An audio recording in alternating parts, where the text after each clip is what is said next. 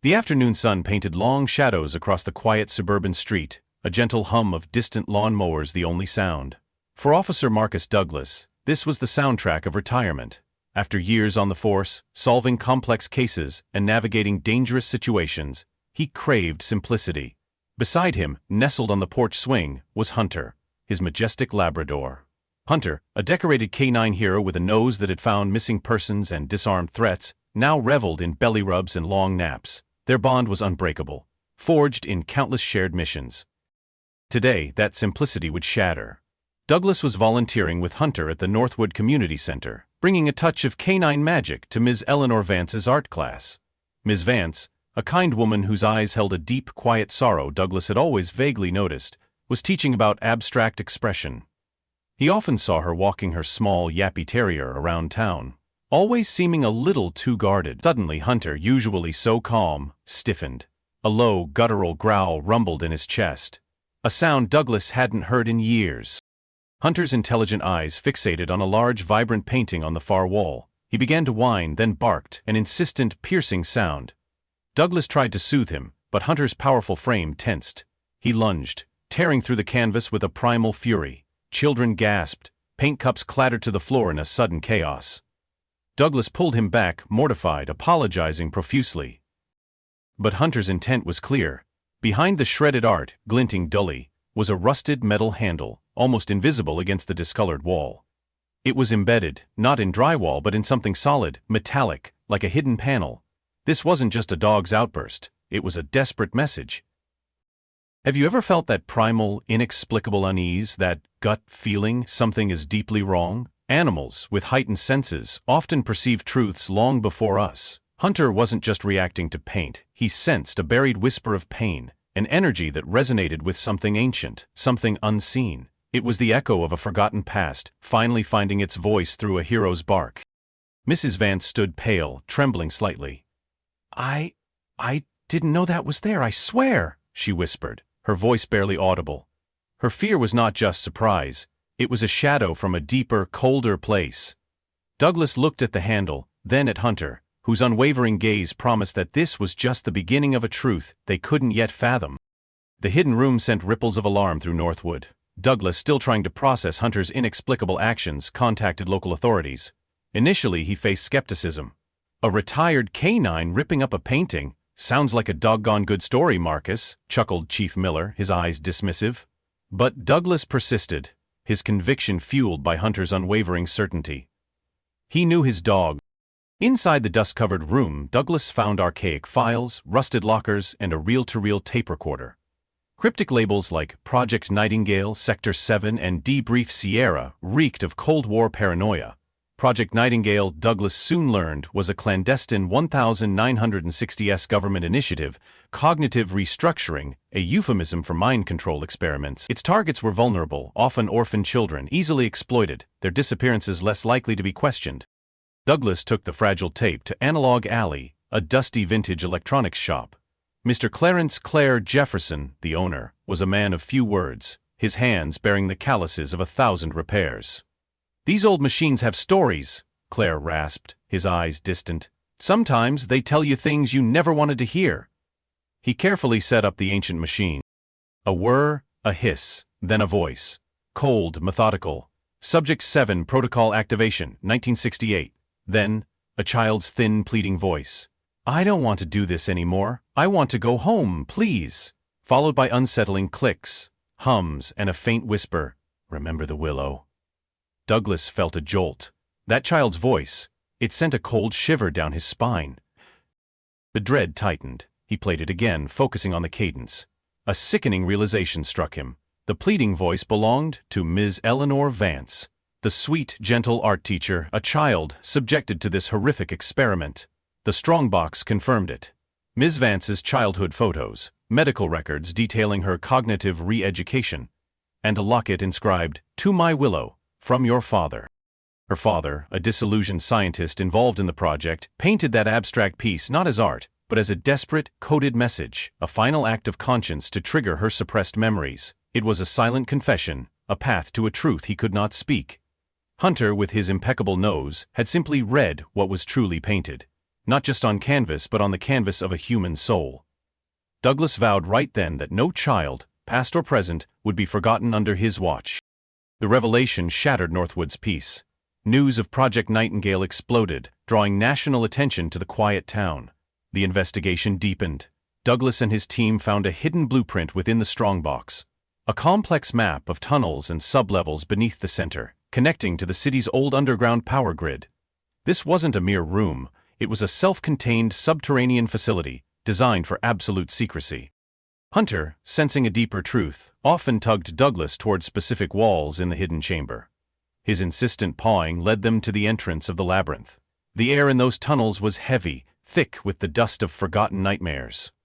Douglas and his team ventured deeper, following Hunter's unerring lead through the cold, damp passages.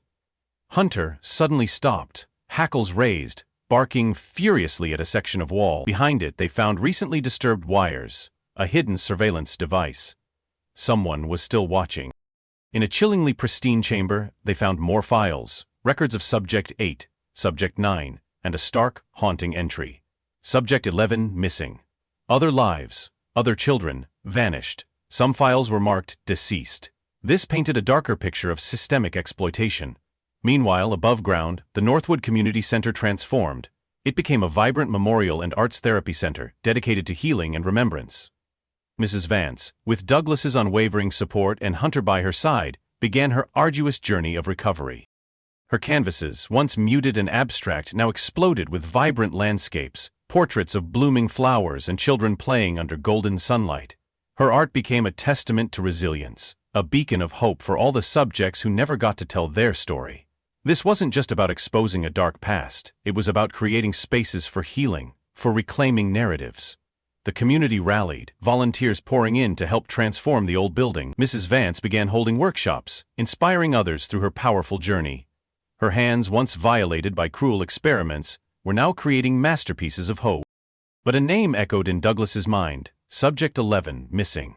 The chilling discovery of the surveillance device confirmed his growing dread. The fight for truth was far from over, and someone dangerous was still out there. The quiet resolution at Northwood was a public victory. But for Douglas, an unresolved chord resonated. Subject 11, missing. The name haunted him. He visited Ms. Vance often, not just as a guardian but as a confidant. Her healing journey had unlocked something extraordinary. Through her art, she now recalled fragmented, vivid images of another child, always near a weeping willow, and a small, fluffy dog. Ms. Vance sketched the dog, a scruffy terrier mix with a distinctive patch over its eye. This wasn't just memory, it was a blueprint for a new search.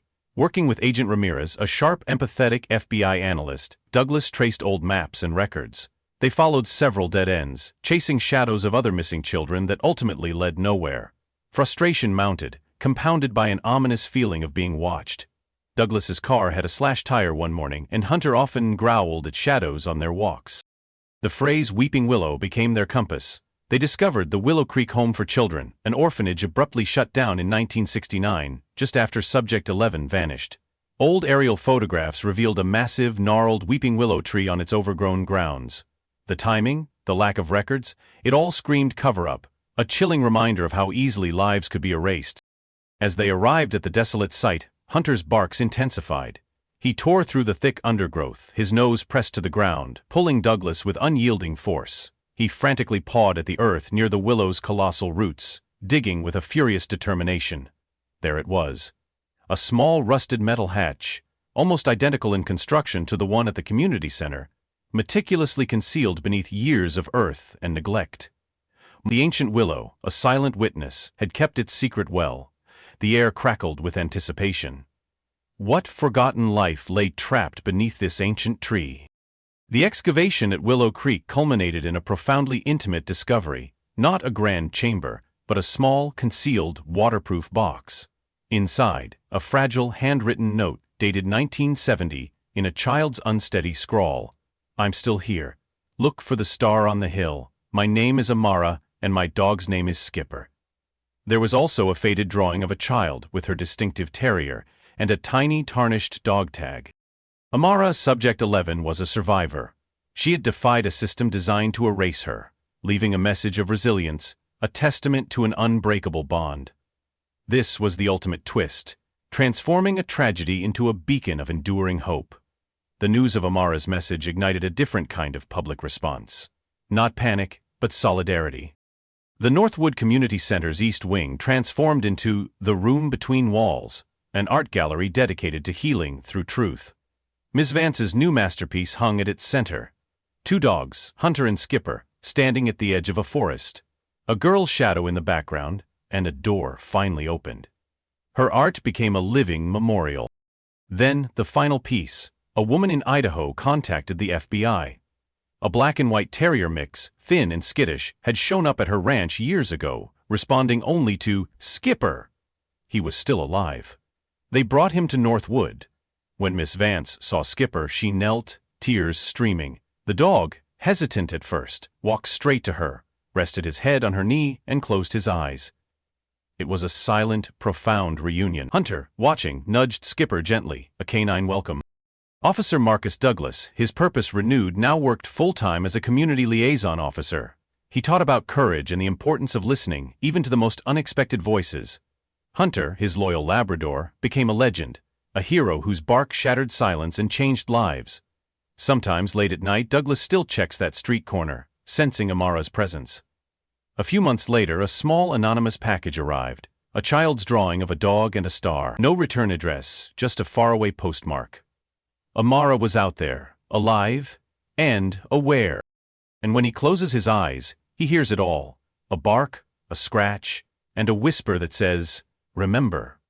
Life has a strange way of revealing what we try hardest to bury.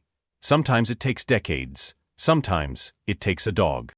This story of Hunter, Miss Vance, and Amara is a powerful reminder that truth, like a persistent current, will always find a way to surface.